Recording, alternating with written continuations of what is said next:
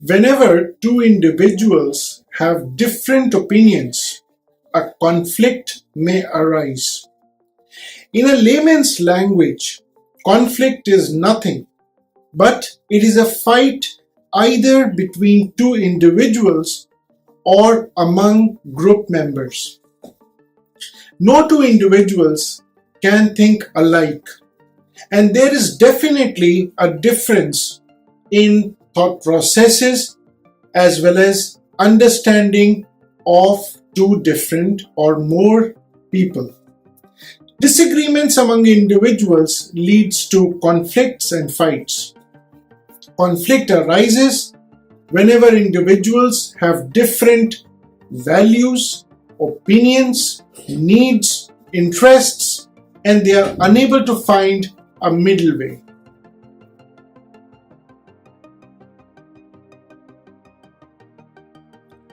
Let us understand conflict in a better way.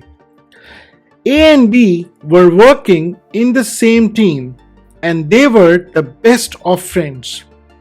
One fine day, they were asked to give their inputs on a particular subject which was assigned to them by their superior C. However, there was a major clash in their understanding of the project and both could not agree to each other's opinions. A wanted to execute the project in a particular way, while B wanted to do it in a different way and it could not go well with B. The outcome of the difference in their opinions was a conflict between the two, and now both of them just can't stand each other.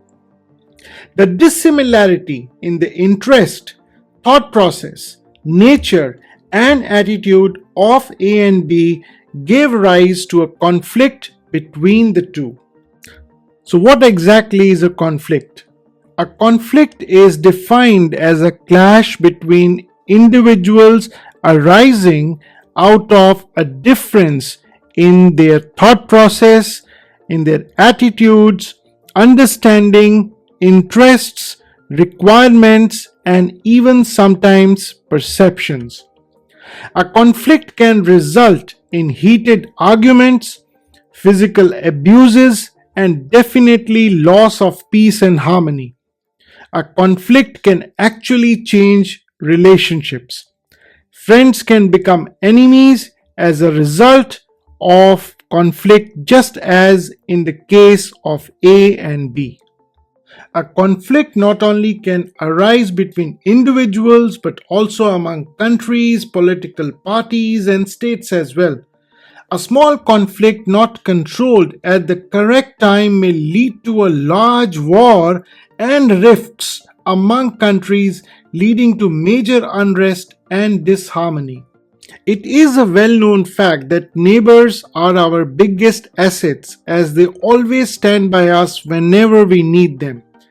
There are a number of adjoining neighboring countries in the world who have hardly any difference in their culture, religion, climatic conditions, eating habits of the people staying in both the countries, but still some of these countries are always at loggerheads with their conflicts and issues unresolved. Small issues between these countries have triggered a conflict between them, which has now become a major concern for these countries. And so in this video today, we will discuss the conditions that create conflict, the various phases of conflicts, the effects of conflicts, positive as well as the negative ones, and how to resolve conflicts using the 4 effective ways. But begin by liking this video and also subscribing to my channel on YouTube, as we regularly post content to help you grow, succeed, and find solutions to your business, career, and life situations. There could be many conditions which could initiate conflict in a situation or in an organization. Let us look at these conditions one by one. And the first one is ambiguous jurisdiction. In this, two people have responsibilities which are interdependent, but the work boundaries and the role definitions are not clearly specified. The second is the goal incompatibility and conflict of interest, which refers to accomplishment of different but mutually conflicting goals by two individuals working together in an organization. The obstructions in accomplishing goals and lack of clarity on how to do a job may initiate conflicts. Barriers to goal accomplishment arise when goal attainment by an individual or group is seen as preventing the other party achieving their goal. The next are the communication barriers, which can be the difficulties in communicating, which can cause misunderstanding, which can then create conflict situations. The next could be differentiation in organizations, where within an organization, different subunits are made responsible for different specialized tasks. This creates separation and introduces differentiation. And conflict situations could arise when actions of subunits are not properly coordinated and integrated. Or the conflict could arise due to specialization. When individuals specialized in different areas work in a group, they may disagree amongst themselves because they have different goals, views, and methodologies owing to their various backgrounds, training, and experiences.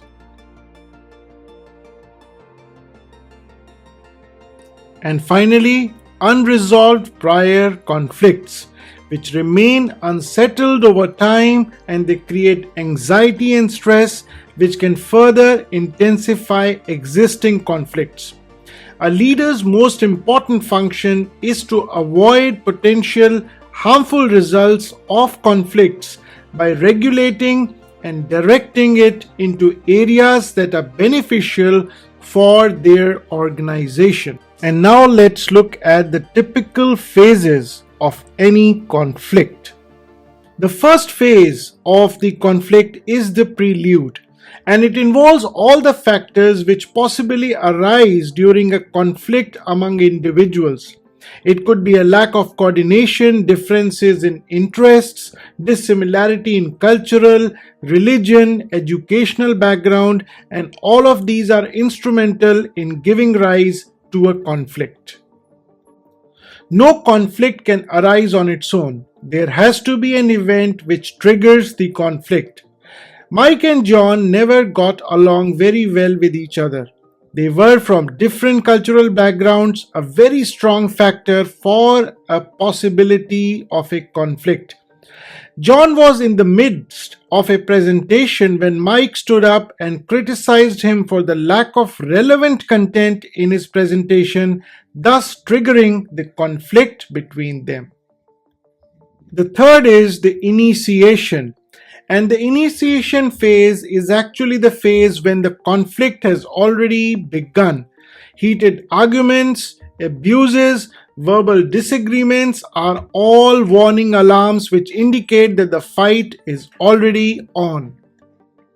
The fourth phase is the voicing differences phase, when the individuals voice out their differences against each other. The reasons for the conflict are clearly raised in this particular phase. And finally, every conflict reaches the resolution phase. A conflict actually leads to nowhere. So, the individuals must try to compromise to some extent and resolve their conflict soon. The resolution phase explores the various options to resolve that conflict. The conflicts can be of many types like verbal, religious, emotional, social, personal, organizational, community, and so on. Conflicts and fighting with each other never leads to any kind of conclusion. If you are not on the same line as the other individual, never fight. Instead, try your level best to sort out your differences. Discussion is always a better and wiser way to adopt rather than conflicts. Conflict situations should be either resolved or used beneficially. Conflicts can have some positive or negative effects for the organization, depending upon the environment created by the leader as he or she manages and regulates the conflict situation. So, the conflicts can also have some positive effects. The number one could be that it could lead to a search for new facts or resolutions. So, when two parties who respect each other face a conflict situation, the conflict resolution process may help in clarifying the facts and stimulating a search for mutually acceptable solutions. The second is it could increase the group cohesion and performance. So, when two or more parties are already in a conflict, the performance and cohesion of each party is likely to improve. In a conflict situation, an opponent's position is evaluated negatively and group allegiance is strongly reinforced, leading to increased group effort. And it can also lead to an assessment of the power or ability. In a conflict situation, the relative ability or power of the parties involved can be identified and measured. And the negative effects of conflict we all know: impediments to smooth working, diminishing output, obstructions in the decision making process, and the formation of competing affiliations within the same organization. And now let's talk about how to resolve conflicts and discuss the 4 ways that are useful in resolving conflicts. The first is fight, which is not a beneficial, sound, or gratifying approach to dealing with a conflict situation, as it involves tactics, strategies, offensive and defensive positions, losing and winning grounds, and exposure of weak points. Fighting as a way of resolving a conflict can only be useful in courtroom situations where winning and losing become a byproduct of the judicial process.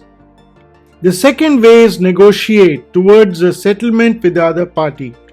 Negotiations can take place within the prevailing situation, and here third party roles are very important in bringing the conflicting parties together on some common ground for negotiations. The third is to problem solve, which involves identifying and removing the cause of the conflict so as to make the situation normal again.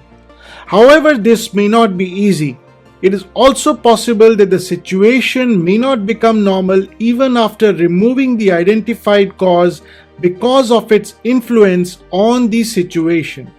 And the fourth is design, which is an attempt towards creativity in making the conflict situation normal. It considers conflicts as situations rather than problems. Designing is not confined to what is already there, but it attempts to reach what might be created given a proper understanding of the views and situations of the conflicting parties. The proposed idea should be appropriate and acceptable to the parties in conflict. A third party participates actively in the design process rather than being just an umpire. I hope you found this video useful. Please give us a like and also subscribe to our channel as we regularly post content to help you grow, succeed, and find solutions to your business, career, and life situations. Thanks for watching.